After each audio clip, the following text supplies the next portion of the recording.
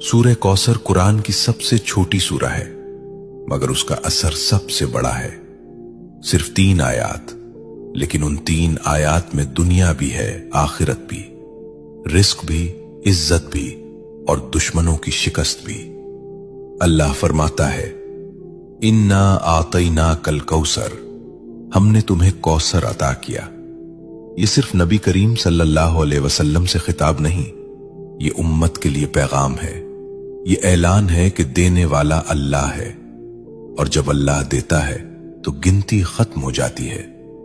कौसर का मतलब सिर्फ जन्नत की नहर नहीं, कौसर का मतलब है खैर कसीर, बेशुमार भलाई, ऐसा रिस्क जिसमें कमी ना हो, ऐसी बरकत जिसमें जवाल ना हो।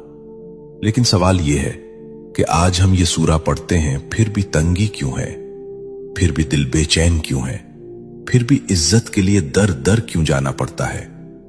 यहां एक नुक्ता है, और यही नुक्ता अक्सर लोग खो देते हैं। सूरह कौसर सिर्फ जबान से पढ़ने की सूरा नहीं, ये मिजाज बदलने की सूरा है, ये शिकवा छोड़ने की सूरा है, ये शुक्र सिखाने की सूरा है। जो अल्लाह पर छोड़ देता है, अल्लाह उसे कौसर अता करता है।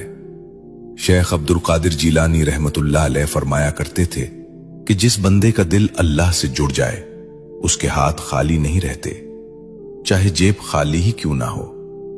सुनो, रिस्क सिर्फ पैसा नहीं, सुकून भी रिस्क है, सेहत भी रिस्क है, औलाद की नेकी भी रिस्क है, और इज्जत से जीना ये भी रिस्क है।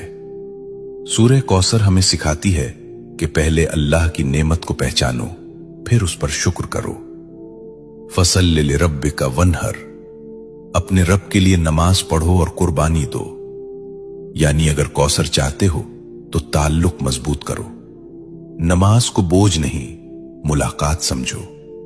आज हम चाहते हैं कि रिस्क बढ़े, लेकिन नमाज टूटी हुई है। हम चाहते हैं कि बरकत आए, लेकिन शुक्र गायब है।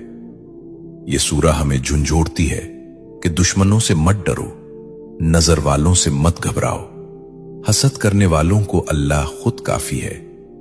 इन नशानिया का हुवल अबतर, तुम्हारा दुश्मन खुद कट जाएगा। ये वादा है, यह तसल्ली है, यह ऐलान है। अगर तुम अल्लाह के हो गए तो कोई तुम्हें मिटा नहीं सकता।